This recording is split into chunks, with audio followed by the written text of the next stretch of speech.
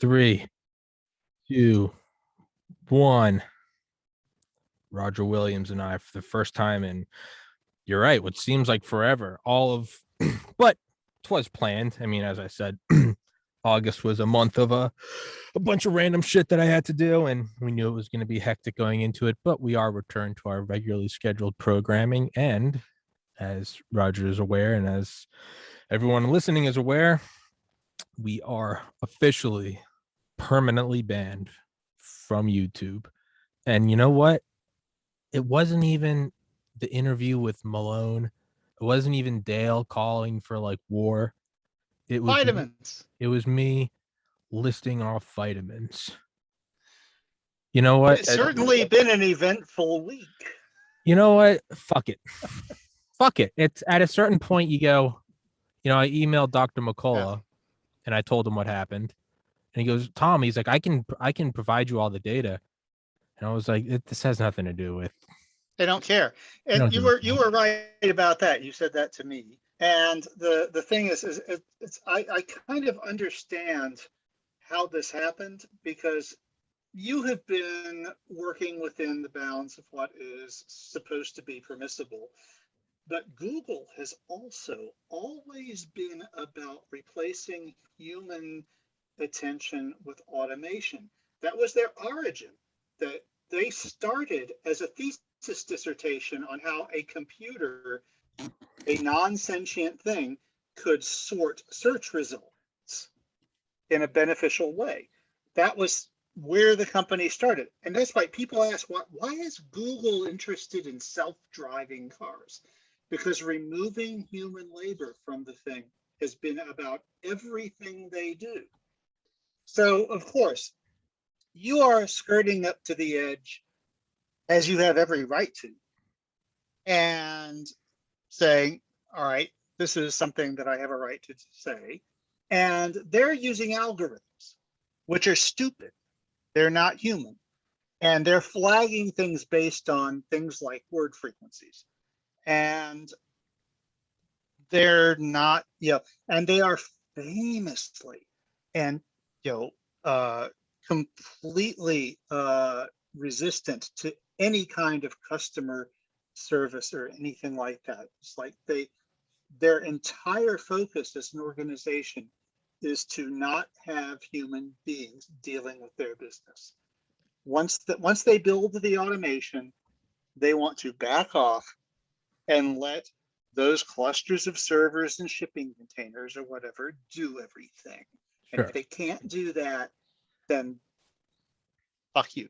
They that's and that's where you got caught, because you basically caught the computer out by using the wrong number of the wrong words the wrong number of times, and their automated sentinel went, oops, we've been told this is bad. It really pisses me the fuck off, because I spent a lot of time like curating links to the readings that I've done and putting them on my personal website, and they're all broken now. All the links ever posted by anybody, every email, every link I ever sent my dad, all of the links to the readings that I've done, because I considered this a resource that I could use to for people who wanted to listen to my works instead of having to read them, because I know that's a thing with you. And all of that is now trashed. 99% of which has nothing to do with the things Google was being admonished about by the government, but they are such shit squirting scaredy pants about having their business model fucked up that they had, it's like the minute it seemed apparent that there was actually a threat, they turned tail and ran under the fucking porch. I mean, not just your reading, but Dr. Ken Albeck, who his daughter. And all of your, it's like you've had so many wonderful guests on. But I mean, specifically Albeck, who For everyone listening, Dr. Alabek was the head of the Soviet bioweapons program, defected to the United States. He's a brilliant physician. His daughter has autism, and he works every night after work, after his day job. He works until the wee hours doing telemedicine with like single mothers and of autistic children in former Soviet bloc nations who stay up till like 3 a.m. to talk to him. And what we were doing was we had done 5 episodes where we would get on a translator who was staying up. She's 10 hours ahead. I die 10 hours ahead of us. And Dr. Alabek would, we'd bring on other mothers who were in like the Ukraine, Estonia, Latvia, bumblefuck Russia coming on. And when those videos would go up, they would get faster views than my Dale videos, because what it was were all these people with shitty internet connections, and they had this thing to all of a sudden where it's Dr. Alabek and we have a translator, and then I'm uploading it in 4K with great audio. And it was I say this every episode I do with them. I go, autism treatment's so far above my head, but I'm glad I can help you preserve it.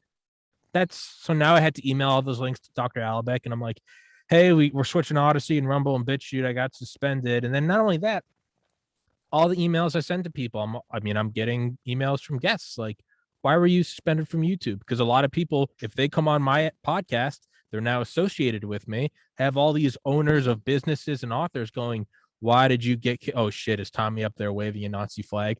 No, sorry. No, the reason I was suspended, and by the way, the tweet that all of you guys are now sending your coworkers and other, author friends, you're not, yeah. Well, not only that, authors coming on pushing their own books, they tweet it and they're like, hey, hear about my new book. Now it's, and why is it taken down? Because of vitamins. And I appealed it. And they said the appeal process is going to be difficult. I asked why, and they said, because your channel cannot be found. And well, no shit, you removed it. But it's outside of the whole scope. Outside of the whole scope of freedom of speech, which you and I have hit on so many times, there's no need to go back to it. This wasn't even that. I have played their rules. I don't upload. And when I started uploading 30-second clips of the verboten topics, I would get suspended for those. So as you've noticed, I didn't even upload those anymore. I would just go, hey guys, episode 544 with Dr. Roger, and go watch it on this. That's all I would say. And to the point where I was like, you know what? Fuck it, private company. I'll play by your rules. And then I'll upload the other episodes here if I have an author talking about the 10th but they keep division. changing the rules. And they don't fucking tell you when the rules are changing. Mm-hmm. And that's a common thing. It's a common thing with Google. It's a common thing with Facebook. It's a common thing with Amazon. I know people who deal with all Roger, of these companies. your audio is all fucked up. It's like going in and out. Okay. Now it's good. Yeah, now it's good. Yeah. I know people who deal with all of these companies. It's like our marketing girl at the place that I work says it's like her dream for years was to work at Google, but she also has to admit they have no customer service. If your thing's not, it's coming through, but it sounds like you're 20 feet away. When you held it closer, now see right now. Perfect, and now it's going away again. Well, it's not changing on this end. Now it's perfect. Okay.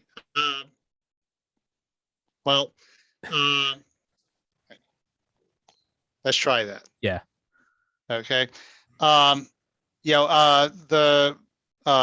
marketing person that we hired, that my company hired, her dream for years was to work for Google, because that's what you want to do if you work in marketing. Yeah. But she also had to admit that they have no customer service. If you're another company other than Google and you're depending on your Google search results and all to, drive business to you, then if they fuck you over, you basically have no alternative. And this is companies. This is people with, employee rosters and tens of millions of dollars, and they can't get these assholes to return a damn phone call. So this is and it's a serious problem that so much of our infrastructure in the infosphere is now bound up in these 4 or 5 huge fucking super companies that think they own the world until a government goes, wait a minute. And then they turn tail and run under the porch, which is what Google, Facebook, Twitter have done with regard to this. Because let's face it, they did let it get out of hand. There was a period when the disinformation system was blowing full force. We now know that a lot of it was actually powered by Soviet disinformation centers, and they just let it run unrestrained until the government went, we think we have a problem here. And they're like, problem? Oh, wait, you think we have a problem? And they're like, the government is like, yeah, like we have half our population won't take the fucking vaccine. And they're like, yeah, well, we can kind of see where that's a problem. How is it our problem? And it's like, how about these 100,000 videos telling people that it's a hoax and a quack job and that they should take, horse dewormer instead of the vaccine. And I've actually seen on the left leaning site that I most hang out on, someone has made it his kind of mission in life to come in and say, please don't call it horse medicine when you talk about ivermectin, because it is an extremely useful drug for humans too, that has saved countless thousands of lives and stopped other pandemics of different types. And it's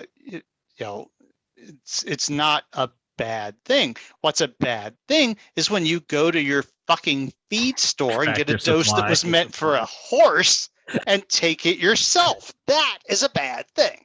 There's a reason why the saying exists, like horse tranquilizer, right? Yeah. No, that was PCP. Yeah, well, what I mean, what I mean is like the running joke was like, that could knock out a horse, or Yeah, and it's like, yes. So here's the drug formulated for a 1,500-pound animal, and you're just going to buy it over the counter at the feed store because yes, it's feed store, it's animal thing, so it's not prescription for your horses, and then you take it yourself. Well, good luck with that. There's, sorry, David O'Neill sent me a meme, and it's the Rage Against the Machine, killing in the name of, some of those that work forces are the same that burn crosses. Really famous song, but it was a great meme, and it was some of those that work forces want the horse that wants the pace that's for horses. And so we're going to change the name to red pilling in the name of some of those that work forces want the pace that's for horses. But no, it's sorry, go on. But yeah, so it's like I see it's a perfect storm of clusterfuck, because you are in the right. Google/YouTube is trying to be in the right, but they are also at the helm of this enormous thing that they have built, and they are trying to do it by automation, and the automation is imperfect, and they would rather pretend that it isn't imperfect. That's their sin, as far as I'm concerned, and it's been their sin for many years. I think that you've heard me say multiple times that at a certain point, probably around the IPO, they dropped the word "don't" from their from their motto. It's like, instead of "don't be evil," it was just like, "Oh, we need to be evil because that's how you make money." And Facebook has done the same thing. Twitter has done the same thing. It's just, it's a clusterfuck, and we wouldn't be having this situation if we didn't have these 4 or 5 multinational companies trying to own the global infosphere now. Because if you went to a place like corrosion or well, even Reddit is on the big side, but I gotta say they seem to be doing a pretty good job of keeping an even keel, as they're called out on bullshit like this, because they had a big problem with like the revenge porn and stuff like that, and so they've kind of gone to it, kind of carefully to respond to it. But Twitter, Facebook, YouTube, / Google is like, no, they're all, it's like, no, we want to totally automate this. This is the only way we can deal with it, because we can't hire 300,000 people to moderate all of these conversations. And well, what else do you do? I mean, at some point, someone has to look at this and ask whether it's really a bad thing or not. And a computer is not yet really capable of doing that. Yeah, so it's as what's the book? Shadow Factory, the post 9/11 ultra secret NSA by James Bamford, came out in like 2003. Just like an absolute just epitome of about NSA domestic surveillance, and it's incredible. It's a great audiobook, and they go into all the collusion with the big telecommunications companies, and how it started with you're doing it for your nation, you're doing it in the wake of 9/11, right, which is how they always get you. But it was Bush had Michael Hayden come in, who's the head of the NSA, had him come in and said, like, I can't tell you to do this, but it'd be really helpful if we had this happen. And so Hayden went to the heads of all these telecommunications company, like under like national security NDAs, saying, we can't we can't tell you to do this, but you'd be helping your nation greatly. And the thing is when these companies did it, they all said, the government can't do this. And they said, oh, no, the government's not doing it. You're doing it. And then you're just letting us look at your information. And right after 9/11, sure. I mean, I'm sure if I was an adult at that time running a telecommunications company, I wouldn't be immune to that. I would probably go, yeah, you're right. There's still rubble in ground zero, right? You fall for it.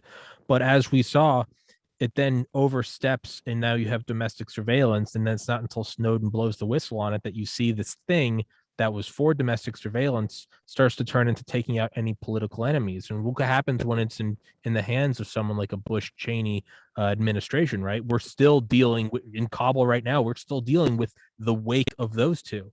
Now, my concern is this. Maybe it starts with best intentions. Sure. Maybe they're looking at it and they're going, these many people won't get the vaccine, or they won't do this, that, or the other thing. Sure. As we saw, as you did an episode about, the history of pornography and the Patriot Act being used to go against, was it insects? Well, how long until this thing that was started with, we have to stop the spread of misinformation about vaccines? How long until, I don't know, what happens when Bush 3.0 gets into office, or Trump 2.0 gets in office and goes, hey, we can't have these 2020 riots anymore. So even though there's this body cam footage of this unarmed black man being shot, flag it as misinformation, because that is now dangerous. This is how it spirals off. It always starts with the best of intentions. We got to do this. We got to have Guantanamo. We got to interrogate these terrorists. And now all of a sudden you're going, wait, what's going on? It's how it always starts. And so it's, you go, all right, sure, we got to block this It doesn't take long until some nefarious figure comes in the back door and goes, ooh, this is a great little thing we got going on here. So let's say vaccine misinformation, and maybe we'll just add this thing in here too, and then this thing in here too. And then 30 years goes by. Which is essentially what they were planning to do in the porn thing, because they used insects as a wedge to justify themselves.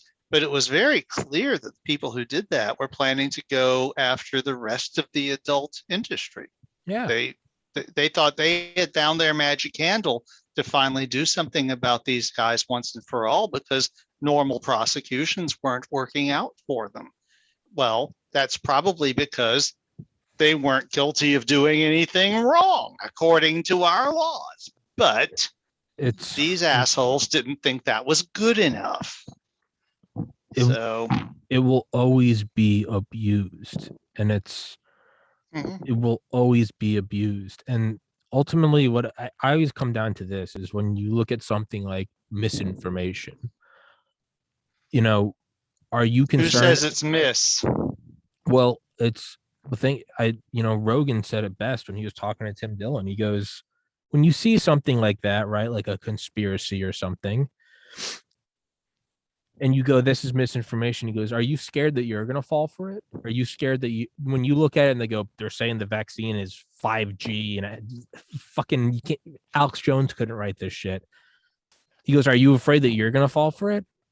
Well, no, I'm not stupid. No. So what you're really saying is when you say that we need to stop the spread of misinformation, it's a passive admittance that everyone other than you is too dumb to figure it out on their own. So we got to fence off the oven. Well, would you touch a hot oven? Well, no. But what about Roger? Well, I gotta block off is Roger not smart enough to look at the oven and go, yeah, it's red hot? What it is you're seeing this passive by default admittance of a superiority complex of everyone else isn't smart enough to determine this for me. So if you go, we got to stop horse paste, 99.999% of people are going, I'm not fucking taking horse paste. And the people that are the same people that were going to walk off a cliff if someone told them to. And yet enough people are taking the horse paste to have wiped out the supply in several states. Good. Let natural selection take its fucking course.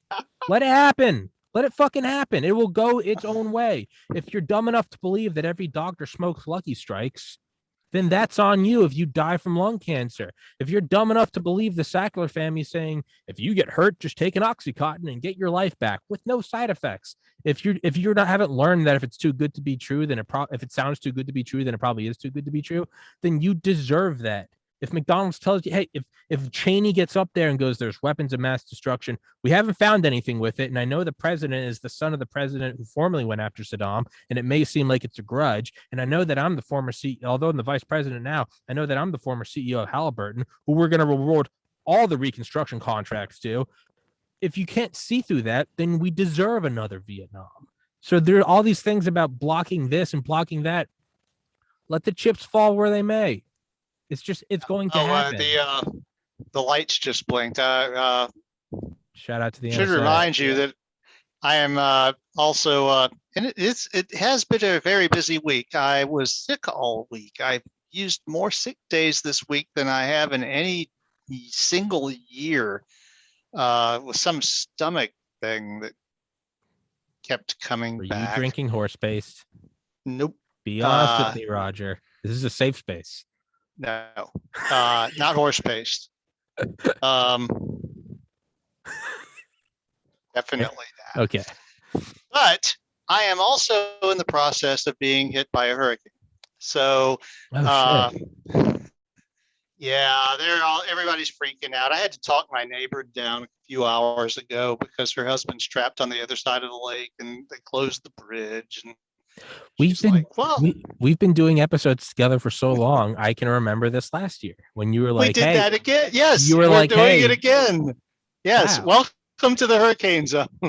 That's insane. That's how long we've been doing these episodes. I remember last year you were like, it was like halfway through your power just. Oh yeah, I remember there was that freeze frame where it caught one frame of your power going out. And then it was like, it was like the nuclear potato gun where it caught that manhole going into space. There was one frame of like the lights off, but your computer light still illuminating your face. And it was like, that was the freeze frame of Roger before the hurricane knocked out his power or your internet or whatever. Fucking Christ. So, yeah. So anyway, everybody's going, the hurricane's coming, we're all going to die. But it's not really looking like that much. I think we're having like about 30, 40 mile an hour winds right now outside. And it hasn't even rained that much. But I'm also 80 miles inland. And yes, the scary Category 5 hurricane is, it just made landfall about 80 miles from here in a place where almost no one lives.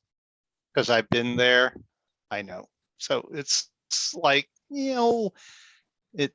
it's not that bad. But everyone's going to tell you that, oh my God, he's in Louisiana. It's like why didn't he leave? And it's like, because I didn't think anything bad was going to happen. Seriously. It's, I was talking to Dale before But this. that's kind of like your thing with Google. It's like, there are certain places where you say that, and it's like, the whole media has to play it up. It's like, oh my God, no, the hurricane's going to die. Get out. My neighbor was saying, it's just like she has relatives telling her, a couple of hours ago, look, you can come stay with us in Texas. And she was like, yeah, I'm going to get in the car and drive toward the storm. No. Well, that's not a good idea. It was what I was talking to Dale just actually. So I was through a friend of a guest that I've had on here, put me in touch with a Marine at Kabul airport. And he, thankfully he flew home 2 days ago or yesterday. So he's back now. But he went over there like 2 weeks ago, and several of his friends were killed in the suicide bombing. But yeah, I tried to. I wanted to get him on through via, because he could only talk through Snapchat, and I wanted to have the only podcast interview live from Kabul. But he was like, I'm afraid I'll get court-martialed and thrown in a military prison. And I was like, that's probably right. Especially if we did it and then there was some bombing and am I somewhat responsible? So it's probably smart. But, in what Dale was saying kind of like slinking away from the 1-6 thing, when you realized that it was out of control. Yeah. It just kind of, It's like, this is maybe a little over top, not such a good idea. Yeah. Well, and that's the thing is he was like, I don't know if I can do it while I'm in Kabul. And then the more I thought about it, I was like, I don't know shit about combat. I don't know a goddamn thing. I don't know who's intercepting what. And, if this kid's doing it via his phone and you can see something in the background, is that enough information for someone to go, oh, there's where the gate is or the generator or So, and I don't need the fucking Department of Homeland Security coming in here because I somehow indirectly aided and abetted the Taliban or something. So, but Dale asked before this, what am I going to do now that I'm banned from YouTube? And, there's nothing to do but move forward. It sucks and I hate it. And I can sit here and pout and talk about how things should be, but you can do that forever and you'll never get anywhere in life. You can say, I should have done this. It's unfair. It's unjust. You may be right, but ultimately it doesn't matter. You have to pick up and move forward. So we're on BitChute with 176 subscribers. We're on Rumble with 316 subscribers. We're on Odyssey with a whopping 27 subscribers. And, it hurts that I built up 5,649 subscribers on YouTube before it got iced. But ultimately, there is nothing to be done except to move forward, get more guests, put out regular content, and it's what it is. It's what it fucking is. And, it's disappointing to say it's not. I kind of saw it coming, frankly. But it's never been my place to tell you what to do with your podcast. I've always maintained, this is your joint. Mm-hmm. This is your thing. You need to do your thing with it. And I probably would have done it differently, but that would be me, not you. Sure. It was always coming. Yeah. It was always coming. Despite as upset as I am, I mean, let's be very for the record. You gotta also feel a sense of relief, right? Relief somewhat, but it's also, I knew it was coming. Let's be honest, it was coming. It was coming, and ultimately, if I got taken down for a video about vitamins, then the reality is it wasn't for that. That's not what it was for. It was for something else. And ultimately, you got to go, you know what? Then the bottom line is you pissed off an algorithm. You pissed off something that's too stupid to be human, that was deployed by a company that is too stupid to be human because they don't want to be human. Their entire focus from the day that they opened their doors has been deploying algorithms instead of people. Yeah. And the thing is, an algorithm, as they are deployed now. Now, I am of course of the, the church of computers could be conscious if we figured out how to do that, but they're not yet. And a computer is not yet capable of the subtleties of a human observer. And so all they're looking at is word frequencies and patterns. And I can see exactly why their stupid algorithm flagged that video, because they're looking for mentions of the banned drugs. They're, or the drugs that are not supposed to be mentioned, but they're not seeing any context because they're not human. They're not capable of that. And this is how Google does everything. This, even more than Facebook and Twitter and the others, this was like in their DNA when Google was founded. Their entire thing was having automation do this instead of humans. That was, like I said, that was their original mandate, was they had an algorithm for sorting search results, and that would do better than humans. Their competition at the time was Yahoo, that did use humans. And the end result of that competition was Yahoo got buried because Google could process millions more search results and targets than Yahoo could, because Yahoo was actually passing them in front of human eyes.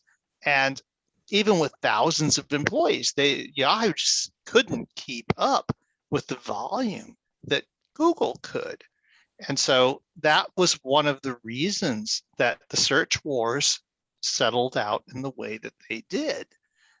I am old enough to remember, and in fact, I've seen not one, but 2 movies in the last couple of months that gave me a nostalgia noogie by showing someone in the 90s doing an Alta Vista search. You probably don't even remember Alta Vista. You would have been like in, like 10 years old. Something in the name. I feel like I've heard it before. I don't have like a conscious memory of it. Yeah, I always remember. It was pretty much the original internet search engine, and it was monetized because it was an ad. Its entire existence was an advertisement for Hewlett-Packard servers, which were powering Alta Vista. And at the time, a single mainframe computer sitting in a clean room somewhere could index what was then the entire internet and make a decent mash of the results. And they actually had an extremely clean interface and all, but they were being overwhelmed by the year 2000 because there was simply too much information being put online for them to index. That's where Google came in with their automation algorithm and their massive parallelism distribution thing. And that ended up, for a few years, they deployed that in the same way Alta Vista had, which was, it was free because, well, just look at this cool shit that we can do. But they were burning through money, and they were burning through more and more of it every year until they realized they were in the advertising business. And then they figured out how to monetize it.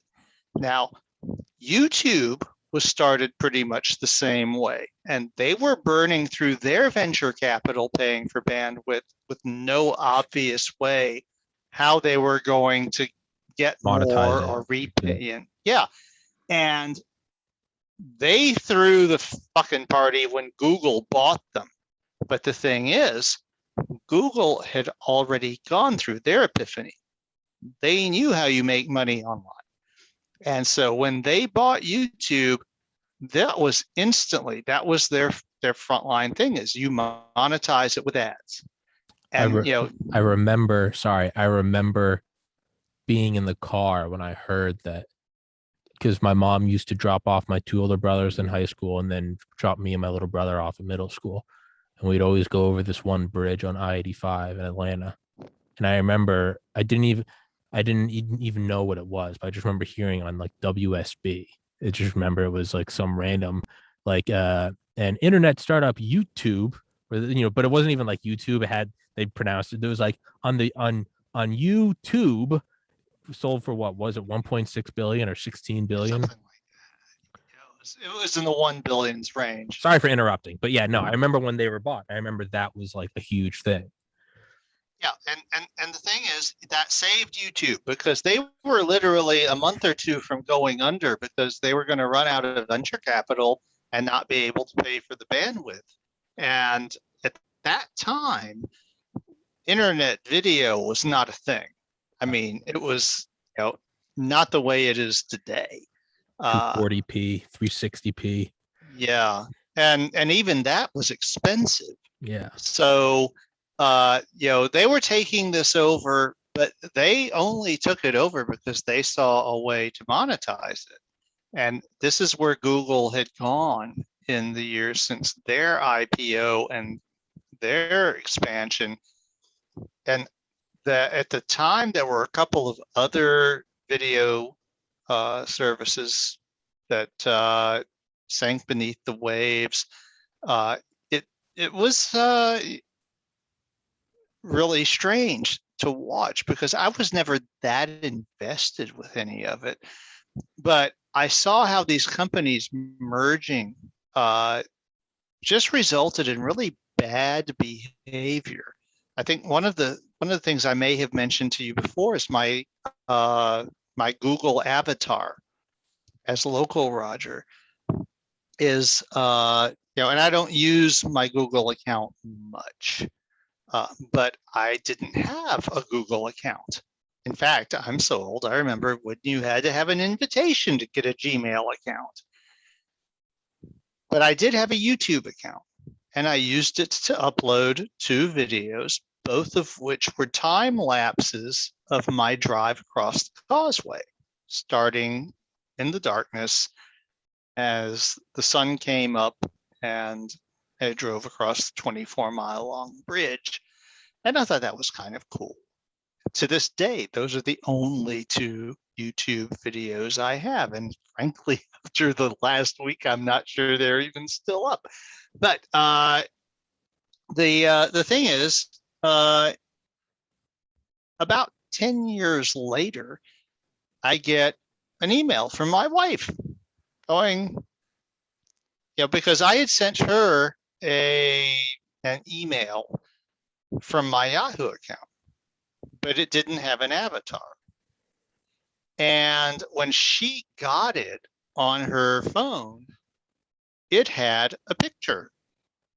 It had an avatar picture. And she said, "What's your Gmail avatar? Is that the causeway?" And I asked her to send me a screenshot because, as I said, I had never uploaded a picture of myself anywhere at the time.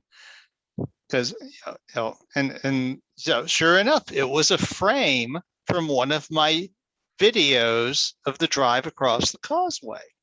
So what had happened was she was using Gmail. And Gmail really, really, really wanted to show her an avatar picture, but it didn't have one that I had ever deliberately uploaded, didn't have one associated with local Roger at Gmail, but Google had bought YouTube, and YouTube had a local Roger account whose email account was localroger@yahoo.com, which was where the email was coming from. So they reached into my YouTube video and grabbed a frame and made that my avatar, which, if you think about it, is a freaking insane and stupidly evil thing to do. It's like that could go wrong in so many thousands of ways that whoever thought that was a good idea should be fired on the spot. But that is my avatar on Google to this day, because I don't want to forget that violation. It was a totally evil thing to do, and they didn't ask, they just did it. So this is the kind of people we're talking about here. Yeah, it's, you know, it almost, it sounds like I have some sort of Stockholm syndrome or like simping, but ultimately I do still stand by that they're a private company. They can, and I'm talking about, and I'm, as someone that was just removed from them after 545 episodes and thousands and thousands of different links shared trying to build up that subscriber base. Ultimately, you're a free company and you're free to shoot yourself in the foot. You're free to, you know, Blockbuster is free to turn down an offer by Netflix. They just kicked you off the top of the World Trade Center and you're about at floor 50 right now and going, well, it was their building. It was their building, but I mean, it is because. But they also promised you that if you went to the top, they would take you back to the bottom without killing you first. Well, the thing is they never monetized me, so you can't demonetize that which was not monetized. So, you know, unlike what they've done to other people where they demonetize you and thus they actually impact your everyday life, it had no effect on me. And you know, it's, to me, it's all about not being contradictory. It's being about not hypocritical, you know. Despite being conservative, the one thing I've always held true, and I've said it on this podcast, I've said it since middle school, is although I don't like the idea of abortion, I'm not a woman and I've never carried a child and I never will. And therefore I cannot, I'd say that I think it's pro-choice because it's not my place to decide. And I've always said that because above all else, above political divide, I respect my own body autonomy and I don't like being told what to do. So on that same note, as much as I hate it and I think they're an evil, you know, global corp, just like I don't think anyone should ever be able to tell me what guests I can and can't have on. I can't hold that position. You know, people are like, why do you keep on having on Dr. McCullough? Well, because I want to. It's my podcast. Fuck off. But as you've said during this podcast, what you've always said is pretty much verbatim, Tommy, this is your joint. This is your thing. So I can't hold that belief and I can't defend that stance and then in the same breath say that YouTube should and shouldn't be able to do certain. I mean, there's the law, right? Inciting violence, doxing. Well, there is a difference though between you and YouTube, and that is that you are not a monopoly. Sure. There are other podcasters out there. There are other people. There are many others on YouTube itself and in other places, but YouTube is itself the information conduit by which a lot of people get their only exposure to this kind of information. And that creates an additional responsibility. And that's a thing that our government has recognized ever since the 19th century with the antitrust. The Antitrust Act, which is that, you know, when you find yourself in this place where you are the entire market, then you have additional responsibilities. You are no longer just a free agent doing whatever the fuck you want. You have to respect society and the fact that, you know, your actions can affect a lot of things way beyond what you are dealing with, what you think are your responsibilities. And this is what, you know, the whole thing between the government and the railroads in the 19th century was, you know, that you can't have a monopoly and then use your monopoly power to squish your competitors like bugs. And the problem we have with these entities like Google and Twitter and Facebook is that they are the new railroads. And they are using their monopoly power to squish people that they don't like books. Now, what they're doing to you is a little different, because what's happened is the government has woken up as it woke up in the 19th century and started to go, this don't look right. And the companies are doing Hershey squirts going, oh shit, what do we do about that? And so they are overreacting. What was that line? Hershey squirts? Hershey squirts. You've never heard that? No. Yeah, they're doing the shits. All right. Keep going. Noted. Learned a new thing today. So, but yeah, you teach me one every once in a while too. So that's, all right. Noted. Okay. Intergenerational relationship. So the thing is, they're overreacting in the other direction now, because they don't want what happened to the railroads in the 19th century to happen to them, which is what happened was the government came in and went, y'all got to stop this shit. Yeah. And, and they, and before that, the railroads were the guys who called out their private security forces to massacre their employees who were striking. And now it was like the government going, no, we're you gotta stop doing that. And the tech giants, as they're called now, are all, I think, really, really afraid of that happening to them. The worm will turn and they will be next. And I think they're also all really afraid, because if you look at all these companies, these are all companies that didn't even fucking exist 20 years ago. Yeah. Okay. They all came up in a blaze of glory. Okay. The only semi-exception is Microsoft that came up in the 70s. Sure. And, but they're still kind of in the same mindset of the worst thing that can happen is that somebody does to us what we did to the other guys. Yeah. And so they're completely paranoid about that. And you pile that on top of the government sniffing at their baseline, and it's funny to think of a bunch of people who were worth billions of dollars being stone cold scared. But I think that's the situation, because they're scared of not, they're scared the worm will turn. They're like the guys standing at the gates of Rome, waiting for for the invaders to arrive, and well, they haven't arrived yet. Yeah. But they're like, that is a good point. Isn't as far as mega monolithic corporations go. Yeah, like I'm listening to a book called Krupp, Krupp, about the German arms manufacturer, and it's like a history from like 1602 to like 1980. It's fantastic.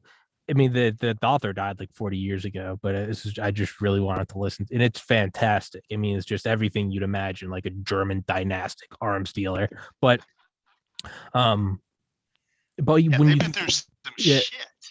you think about these giants, right? Standard Oil, Krupp, even Walmart, Exxon. But you look at like Facebook and Google are infants. Well, that's what I mean. Is so I'm naming all these giant GE, GM, just these, or all the defense contractors. And when you look at big tech, it does seem, a little more almost like star classification, right? Like a super giant. I mean, they come on hot, they come on bright, but on the scale of the universe, they die. They super die. giant stars. They only live 1 million years, and then they go. They die. Over and over. Yeah, they die young, and it seems like maybe that's what we're seeing. We're seeing it because even though it's small, over 20 years, it feels like forever. And then if you're 30 or 31, that's 66% of your life, and it seems like they've been here forever. Well, yeah, it's I think it's going to be interesting to see. It does seem like, in all of my expertise and wisdom, it does seem like the internet came on as this insane wild west, right? I mean, I remember my older brothers using Napster and LimeWire. I mean, us downloading, all my music library on iTunes. Fuck it, you watch a movie, watch it online, watch it somewhere else, and then they would get taken down, but another company would pop up. And it seems like what this is much like the railroads and the actual Wild West, is it's insanity and privateers, and then sort of like the slow, vanilla, boring 9 to 5 mold of society bulldozes over it and then it's no longer the Wild West. The internet was just this sort of gunslinging. You could watch scat porn, and then you could watch like a Taliban beheading, and then you could watch a pirated Jackass movie, and then you could download a Beatles album for free, and it was just anything went. And what we're seeing right now, in my opinion, not based on any facts or figures, is this sort of domesticating of this new cyber world into the boring 9 to 5 evening news. And that can only mean one thing, that following that trend, then there is, who knows, but right now we are in the theoretical pre-internet of the next thing. Now, is that our minds linking up? Is that VR? There will be a new Wild West in the next 10 years, and then 30 years after that, it will probably be domesticated. I'm just looking at big patterns. It seems like that's what it is. Yeah, there are people who think that, but I'm not sure. 3D printing, I would imagine. 3D printing, I feel like could be something. I'm not real impressed. What it is I don't know what it is. Just like someone in the 80s couldn't have told you. Well, of course, Instagram. And that's the thing. It's interesting. There is a movie from 1969 called Paint Your Wagon that starred Lee Marvin and Clint Eastwood, and it was about a wagon train making its way to the Northwest, and the main character, the protagonist's brother, dies, as often happened on these things, right? So they are putting him to bed, putting him to rest. And as they are conducting his funeral, people start to notice flecks of gold in the ground. And so that place where his brother died ends up becoming a boom town in the gold rush. And the movie is like 3 hours long, but it's extremely entertaining. And the major theme of it is that when all of this shit starts, it is the Wild West. It's everyone out for himself. A Mormon comes through who has 2 wives, and the settlers are like, you can't have 2 wives. That's 2 wives. That's 1 wife too many. You got to give one of them up. And the one who ends up abandoned ends up kind of romantically involved with both Lee Marvin and Clint Eastwood's character. But the gist of it is that as the story moves forward, is that the greed of everything is taking everything over. And toward the end of the movie, the principals realize that they've built all these saloons and they have loose floorboards, and the gold dust is filtering through the floorboards onto the ground underneath the saloons.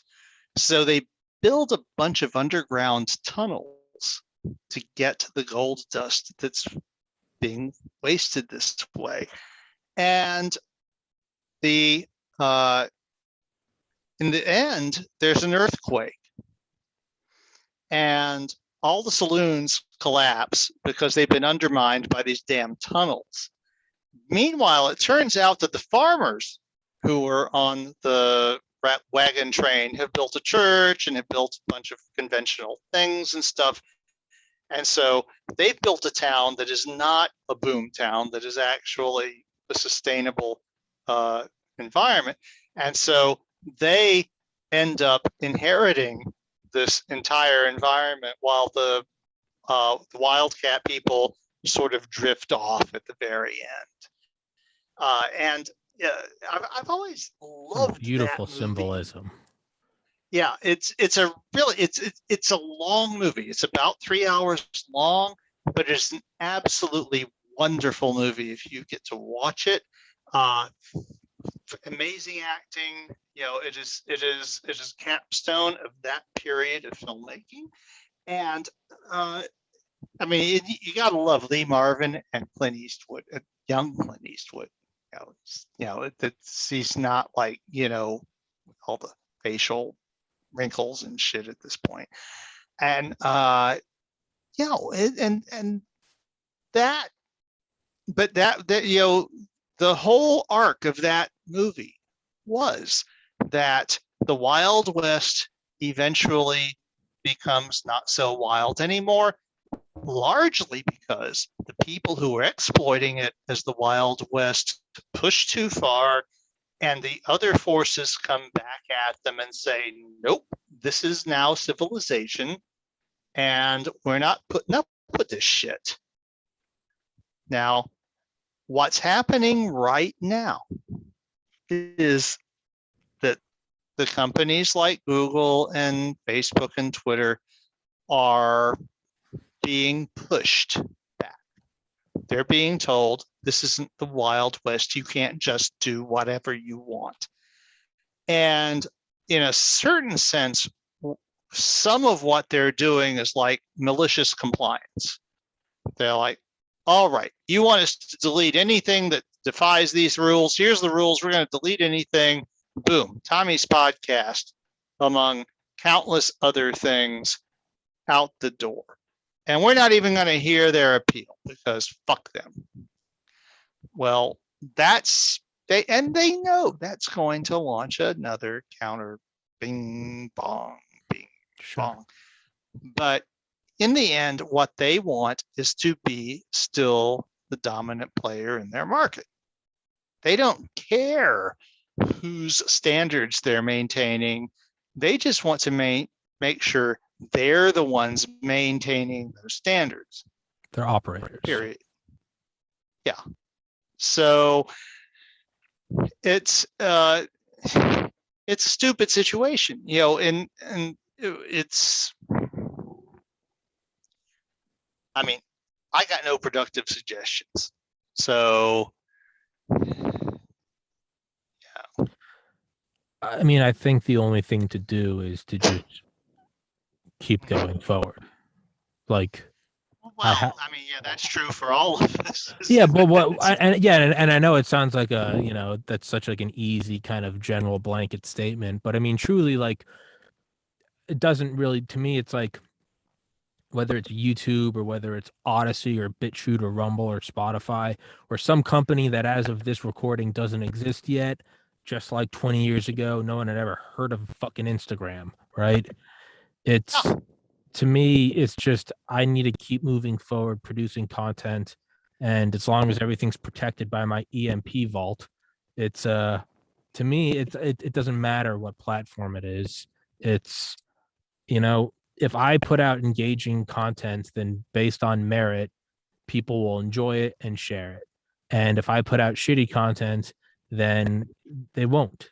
And to me, that's really all I want's like a fair shake to just let me try to get it out there. So as long as it can get out there somewhere, then that's what I'm just gonna have to work from there. I'm just gonna have to, it's just what it is, and I'm just gonna have to make myself better and put out more and put out better and get bigger guests and fine hone it and tune it and make it more appealing.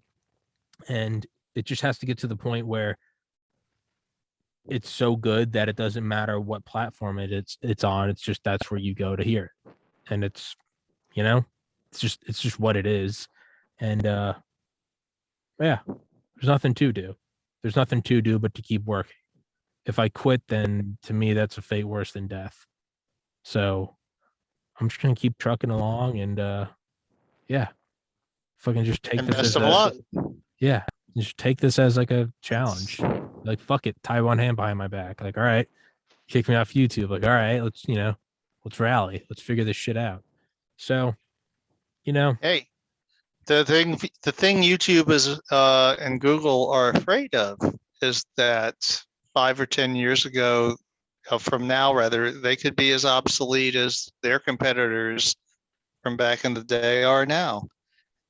And maybe that's a thing that will happen because they're doing such a shitty job of dealing with this censorship crisis. Yeah, they not only have the problem with the US, they also all have the problem with countries like India and China that are wanting more specific things censored in order to do business in their countries. And so far, they seem to be lying back and taking it. Yeah. Which is not really what most Americans would have expected from companies that started in America. I mean, where's all these freedom people who don't want to wear a mask and don't want to take the vaccine, but their favorite media company has told the Chinese, yes, I'll lie down and let you stick me in the ass if you let me do business with your 1.8 billion customers. Yeah, I mean, it's like, that's not us either, but there's a lot of threads that haven't connected as far as things like that. Yeah, that back to what I said about, them being a private company, it's less of like a respect for like, this is a private company. And it's like, Tommy, they just fuck you in the ass. How can you defend them? And to me, it's the opposite of defending them. It's me saying, no, let them do whatever they're gonna do, because that will accelerate their collapse. If they're fucking around, if your enemy's fucking around, you don't go, excuse me, guys, you're fucking around. You go, just let them, just watch, just let them go. It's like watching it's like a toddler throwing a temper tantrum. Let him tire himself out. Let the puppy tire itself out. As Sun Tzu said in The Art of War, when your enemy is making a mistake, do not interfere. Yeah. And it's so when I say they're a private company, that's what I mean is let them. They're free to fail too. Exactly. It's like it's like when my dad would say, like, you're a grown man, you're an adult. On face value, it's like, yeah, cool, old man, he respects that I'm trying to make a podcast. And then like it dawns on you, you're like, oh, he's telling you that like you're on your own, go figure it out, you're an adult. And it worked. I happened to work it out. But what that also means is if it didn't work, means you're a grown man, you're an adult, that's on you. So that's what I mean when I say, me saying they're a private company is like a Southern woman saying, bless your heart. Like, I'm saying it with a smile and a twinkle, but what I'm really saying is like, I await your downfall with anticipation. But I want it to be your downfall. I don't want for government to come in and do X, Y, and Z, because then when you do have a downfall, you go, that wasn't us. That was regulation. No, let them fail. Actually, I'm starting to suspect that part of their downfall is going to be governments, but it won't be ours because they're international. And I think they grow so fast that they didn't really have an appreciation for what it meant to be like 80% of the market in India. Okay. And they have much different standards than we do. Not as, most of us in America would consider them not as good, not as protective of freedoms and stuff. But if you're doing business in a foreign country, then you have to at least be aware of what that country's government wants from businesses that are doing business there. And when you're Facebook or Google, then they've grown so much. It's like they seriously need a whole fucking department of people concentrating on individual other countries, but it's not in their DNA to do that. This is the problem, because they want to automate everything. They want it to, and you can't automate your interface with the Indian government. Okay, I see where you're getting at. I think you're saying the same thing as me. You can't automate your interface with China. What you're saying is let them fuck up. They'll fuck up if they fuck up, which they're going to. Yeah. Now that may just drive them back here in a more consolidated form, but at that point, then they're going to be facing, it's like, oh, what about this TikTok thing? That is like the first thing from overseas that has seriously threatened any of these assholes. And Google is clearly scared out of their pants about it. And so there's and that leads to a bunch of wrangling among the governments. But again, now you're not in the driver's seat. Your $1 billion company, you thought you're the titan of this new industry. You created all this, and now all of a sudden, you're dependent on the government, on the government that you've been ragging on for all these years to clear a path for you and have your back. And depending on how you've treated your government, maybe they will and maybe they won't. And so, because there are legitimate functions for government, which is one of the things a lot of people in the U.S. don't seem to really get. That we've got all this whole libertarian branch that I got my freedom. I can open carry my AK. I can do whatever I want. I can say whatever on blah, blah, blah. I don't have to wear a mask. I don't need to get this vaccine. I can do whatever the hell I want.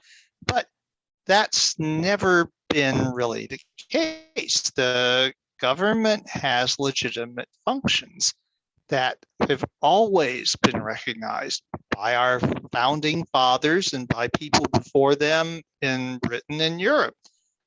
That sewerage does not get taken care of by private enterprise.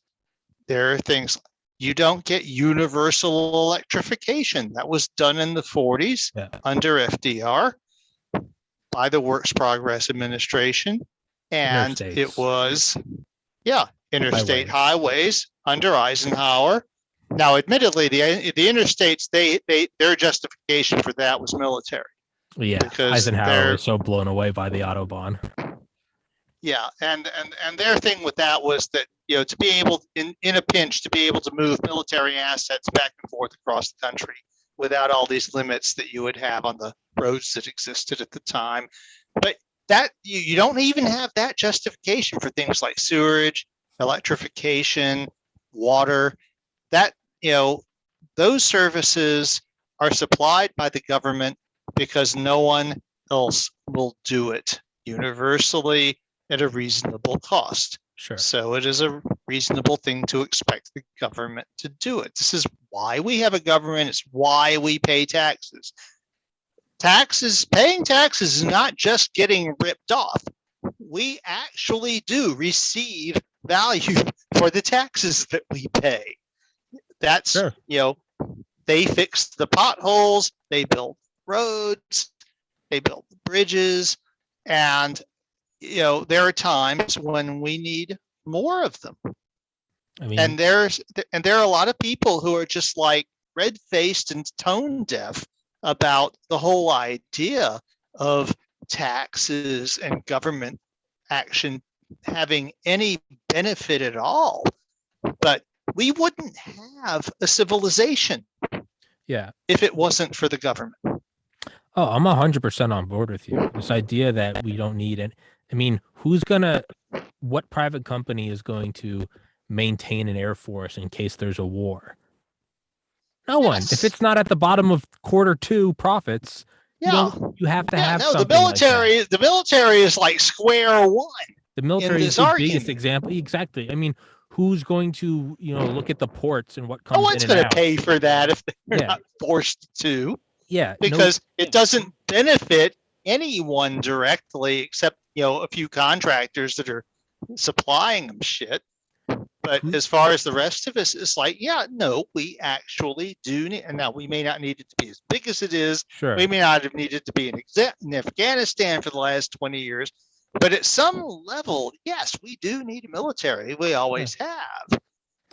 You have to have NORAD. Delta and American Airlines aren't going to pick up the cost of what happens when a plane strays off its designated course and starts going towards lower Manhattan. Well, that's like, who's going to figure out whether the other bad guys have sent a missile our way? Exactly. Well, that's not where Walmart's like, that's not where our headquarters is. So I don't care if that thermonuclear warhead takes out Dallas.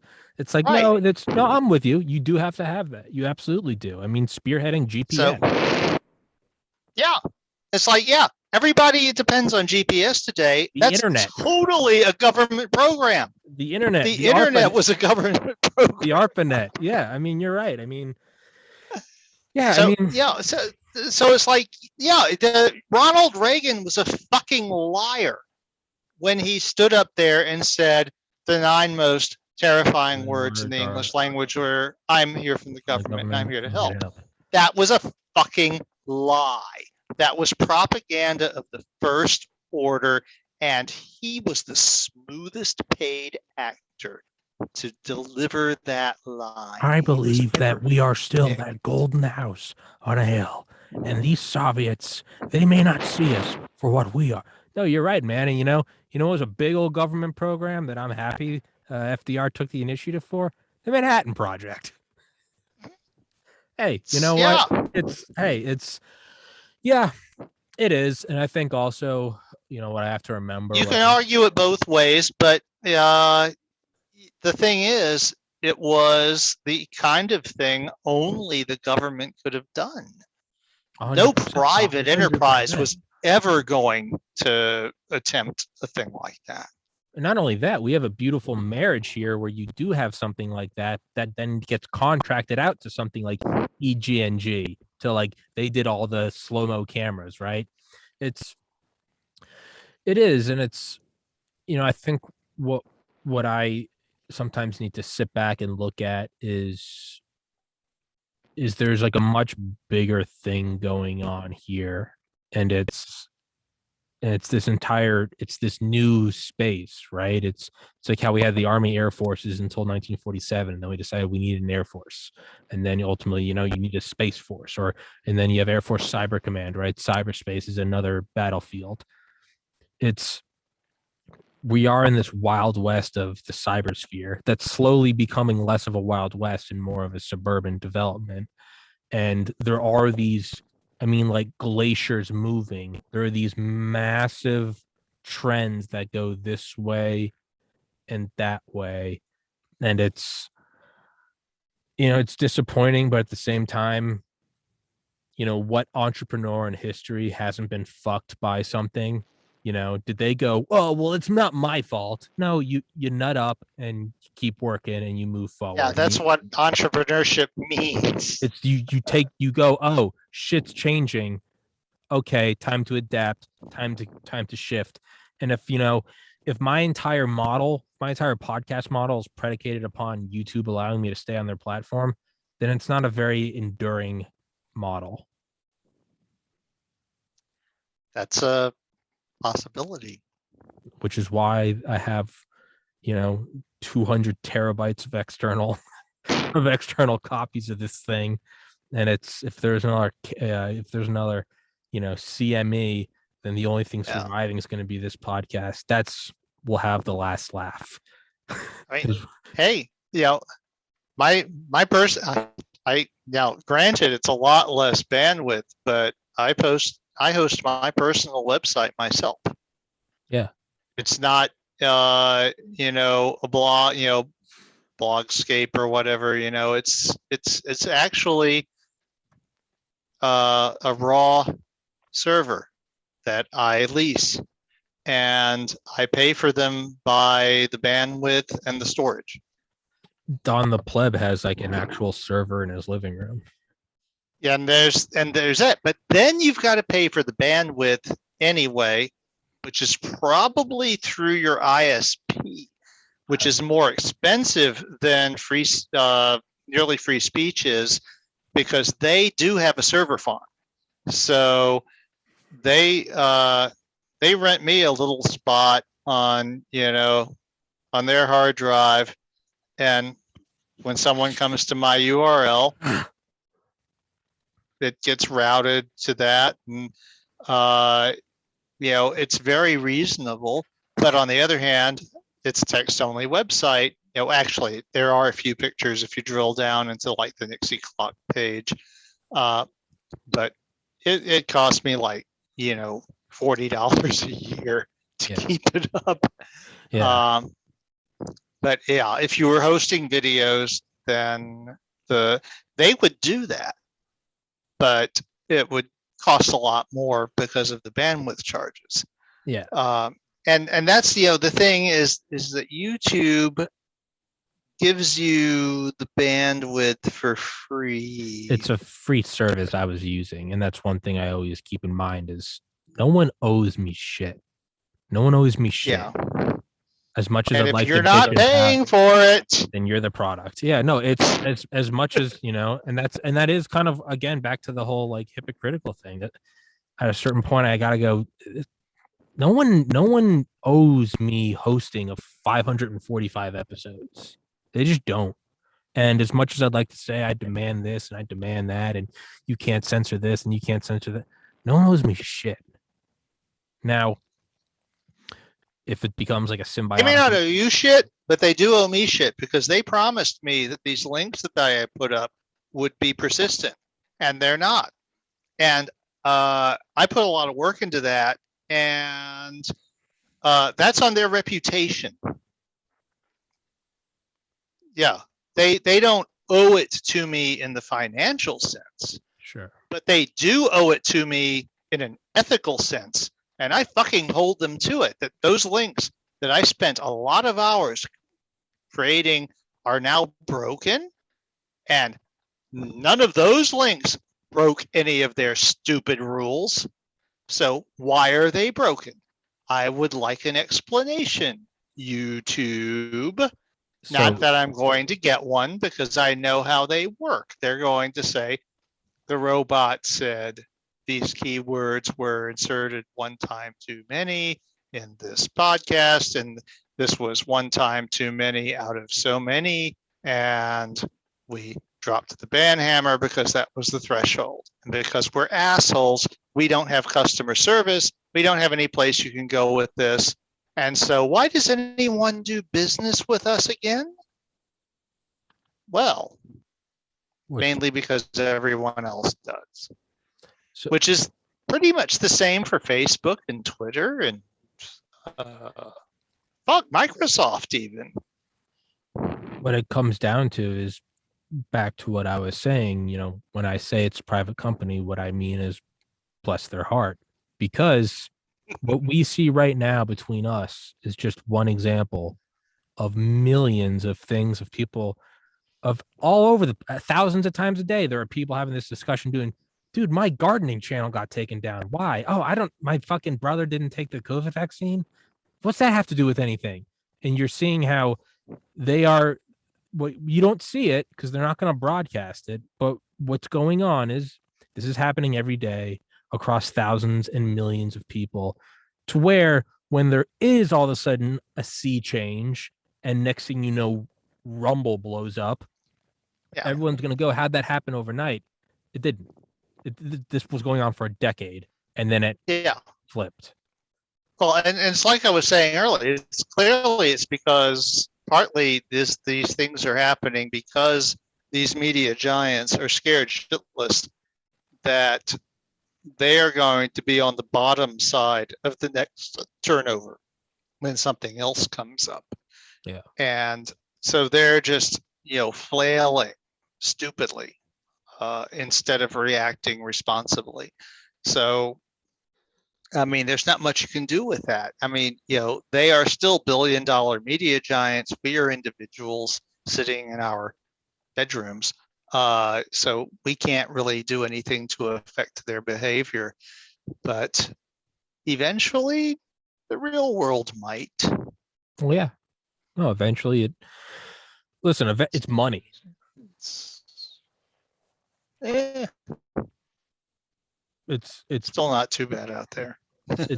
I gotta run in a minute, but what it is it's money, and eventually what it will be is, let's say my podcast blows up and I'm on BitChute or something, and it brings millions of viewers there, and advertisers go there. That's what it is. It will be a blind reactionary force between the market, and it's just what it is. And people will try to analyze it and go, what is it? And it won't be till 20 years later in the rearview mirror that you go, oh, it was probably censorship. And then by then, BitChute or Rumble will be collapsing and something will be forming anew. It's just what it is, man. It's just what it is. Well, even it's only even today that people are starting to really put together the story of how Google and Facebook got where they are now, by looking back at what happened back in the aughts. Yeah. So, yeah, and I think that those companies' leaders are terrified that they're going to be on the downside of the next turnover, which they probably should be because they're fucking it up.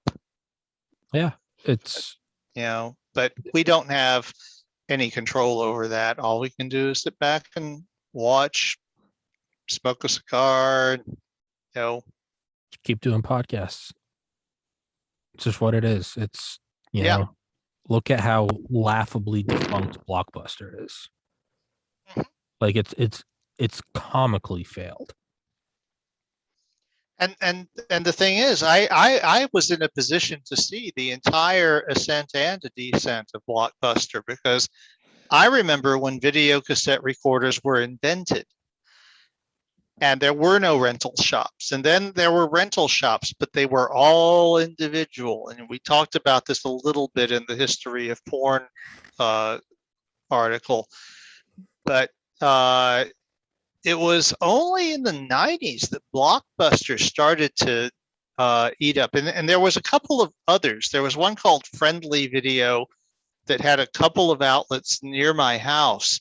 And we used to use them pretty often in the late 90s. And then one day they, it just folded up, and then Blockbuster was the only thing left. And of course, Blockbuster had their own, they had their own censorship zone. They had their own versions of movies edited for them to take out certain scenes if they didn't, like them or something.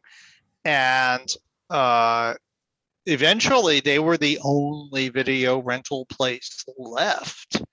And then, of course, eventually, they died because of the streaming services.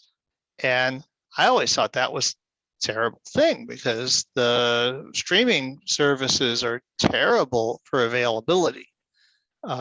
This is one of the reasons. The only service that I pay for is Netflix DVD, which is they send the little plastic discs in the mail. Okay, and why do I put up with that? Because their inventory is incredibly rich compared to any of the streaming services. And the reason for that is the one sale doctrine. Once the studio presses that disc and sells it to Netflix, Netflix fucking owns it. They can rent it to me until the end of time, until one of their customers breaks it in half. With streaming, everything expires, and so it has to be renegotiated. It's all contracts going in and out of availability. It's fucking chaos. But with Netflix, DVD, if you want to see an old movie, if you wake up one day and say, damn, I've never seen Citizen Kane, I can guarantee you that Netflix can ship you a copy of Citizen Kane tomorrow. DVD.com. You may not be able to stream it anywhere. I don't know who owns the rights or what they are or any of that shit, but you want to see the day the earth stood still, bam, I guarantee you they have that disc on streaming. What? I just started watching Smallville. I have disc 3, which I haven't watched yet because I have also been sick all week, so I haven't been feeling well. But I've watched 2 discs, which is 7 episodes of the first season of Smallville. And it's kind of interesting. That was. But the thing is, I'm not real friggin' worried whether disc 4 is out there or not. I know it is. The whole rest of the series, 10 episodes, I know it's out there. Yeah. I don't have to worry about it. Yeah. Yeah.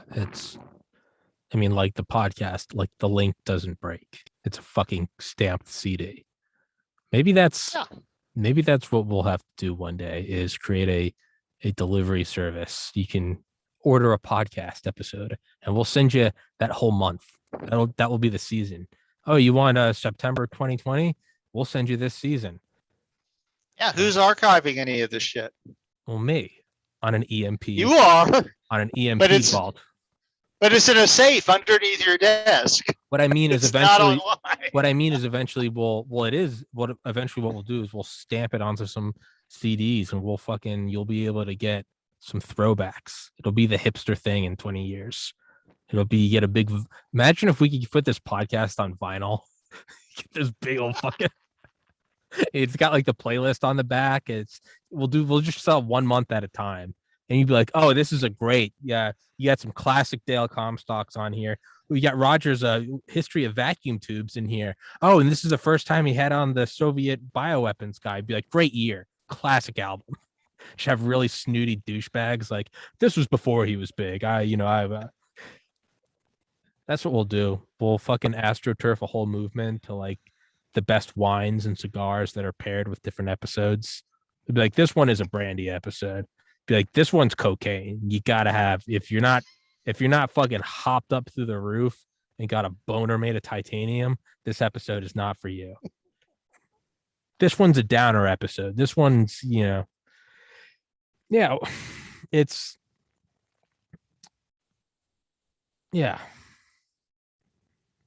I think we'll survive. I think we'll fucking survive. All I can say is I'm here. Fuck yeah, you are, Roger. You don't have a choice.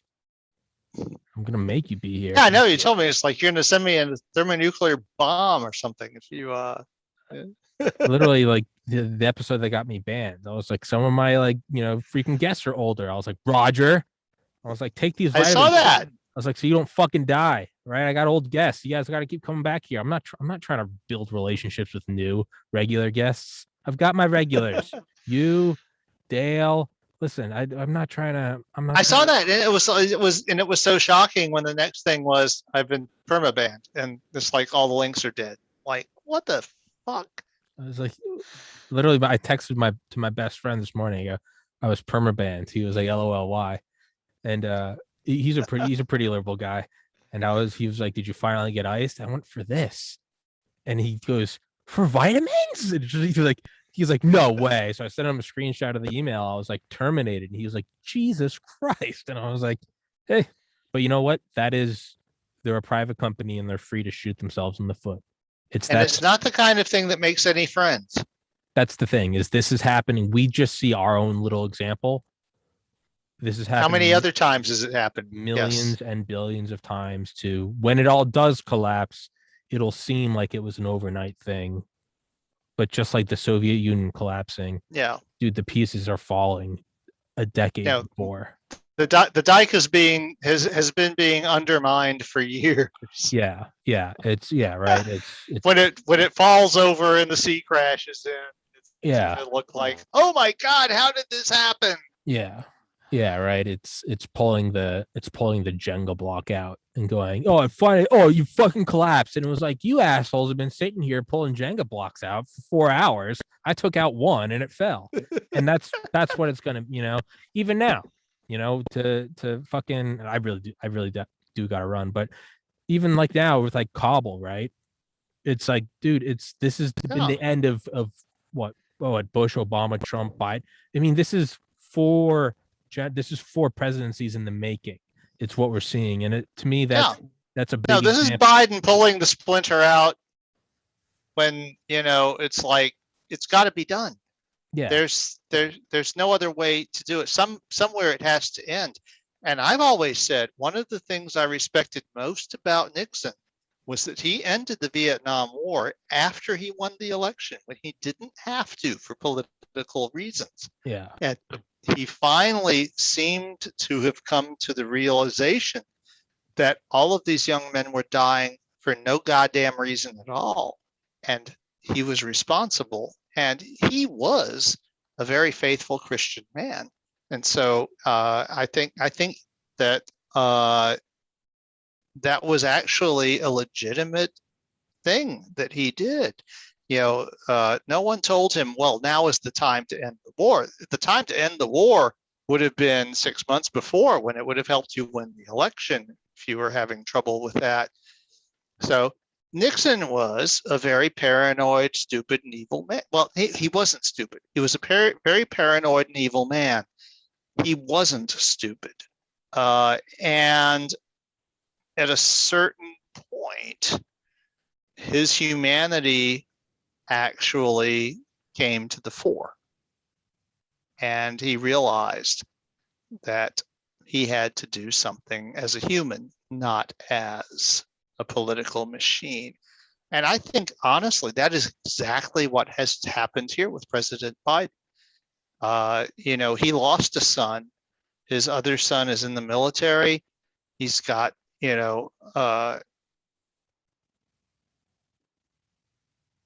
close ties to a lot of people in the military, and he does not want to send these people on a snipe hunt. So he realized, there's no good way to do this, but it has to be done. Yeah. And it takes courage to do that, because you're going to take a lot of flack politically, personally, but I agree with his decision, and I respect it, and I think he's done a pretty good job, considering it's a job that couldn't be done well no matter what. It's he could have done the easy thing and kicked the can down the road again and let the next guy deal with it. But he said, no, we're going to swallow it. We're going to do it, and we're going to own this. And he didn't create the situation. And of course, all of his political enemies are now trying to paint it like he created this situation and fucked it up. And it's like, no, that's this situation was created depending upon how far you want to go back. Definitely by George W. Bush, maybe by Ronald Reagan. Arming the Mujahideen, yeah. So it's like this is a thing that's been going on for longer than you've been alive. It's a clusterfuck.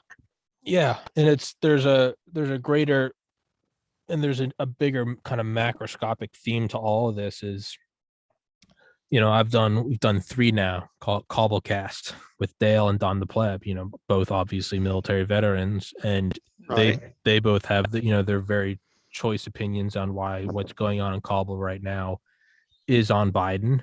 And I haven't served. And so I have to respect their opinion. But, I've opened the first Kabul cast with like, kind of in the lines then. It was him, Joe Tedai, Don the Pleb, Joe Tedai, and Dale Comstock. And I was like, all right, unpopular opinion. Like, this did have to happen. And Don will agree, no, it did have to happen, but they will also point out how it's being done poorly. Sure, that's great. And I tend to agree with you. There was no good. Could this have been done better? I don't know. I have to punt to Dale and Don and go, if they say then it could, then maybe it could. But I also come back to you and I go, there was probably no good way this was going to happen. But the macroscopic theme to all of this is there's an importance to being able to have these discussions where at 2 p.m. I can talk to a Delta Force veteran about why Biden's fucking it up. And then at 3:30, I can talk to you and we can talk about why he's doing it right. At the very least, we have to be able to have that discussion. And that is what YouTube has stuck a middle finger up to, because that's what it is. You have to, you either you watch this episode 548 with me and Roger and you go, I agree with you. Or maybe you watch the one prior, you go, I agree with Dale, fuck Roger. Maybe you go, I agree with Roger, fuck Dale. Man, what you have and to I respect have, and I respect their opinions too. Exactly. It's that is what we need, is for the conversations to exist and for everyone to view all the data and go, when you start sniping some of the data, that's when you lose all credibility. And, that is what. Did my camera just shut off? Yes, your camera just shut off. Very interesting. That's a word for it, I guess. That's a first. Huh. Let's see what I've got your TPC logo here. Yeah, me too. Let's see. Huh. Video. Cam link. Did it die? Turn it off. Restart it. Tommy's podcast where there's never a dull moment. I know. Well, hold on. Don't go anywhere just yet. I want to see if we can figure this out. See Tommy tracing wires right now. Where does this go? I just saw. Okay, well, I just got the video, but I don't think you did. I just got the TPC logo. And then I think it must be my internet. So I'll go to the Mac. That can't be, because it's not the same. Are you still seeing me? So I just changed cameras. I can still see you. So it's got to be my. Okay, I'm looking at my internet. It can't be your internet then, because internet is two way. There's no such thing as a one-way internet connection. So if you're seeing me, your internet is okay. This is something with your computer or your local. Better fucking not be. This is a brand new computer. Probably it's supposed. Yeah, that's weird. That's really weird. Yeah, because it's now popping up on Zoom. It says the camera's working, but it's whatever. I don't fucking care. Oh, Roger, we will resume on Sunday, September 5th, and let's fucking get back into some readings. Sounds like a plan. Let's plan on it. You know what? I've got one I've been waiting to read you for months. I know. And you know what? The divorce papers have been settled with YouTube and I got to keep the kids. So because you asked me after the last curator's reading about weaponizing fold drives. Mm-hmm. Because an accidentally misconfigured fold drive can fold a planet into its star. And you asked me if anyone had turned it into a weapon. Mm-hmm. And the next little mini arc, which takes 4 episodes, take about 50 minutes to an hour to read, there you are, is about that. Fuck yeah.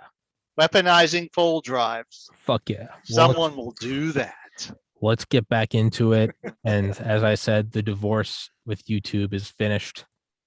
I got to keep the kids. And you know what? The episodes will continue.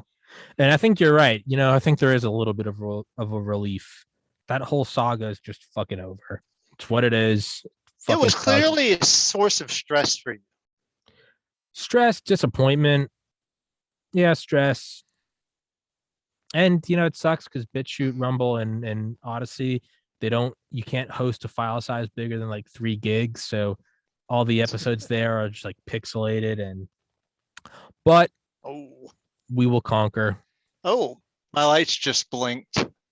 I think Hurricane Ida may be asserting herself here. So On that note, Roger, I gotta run. Fuck yeah, back in the saddle. We're back on our regularly scheduled programming, and fuck it. If we have to, as I've said, eventually this podcast will be broadcast from a man-made radio tower, like a homemade radio tower with a hand crank generator up in the mountains, and that's how this will go. And fuck it, I can whatever. help you with that. Good. I do that sort of shit. Good. I've developed a whole team. Dale's going to run security. I've got doctors. They can provide us healthcare.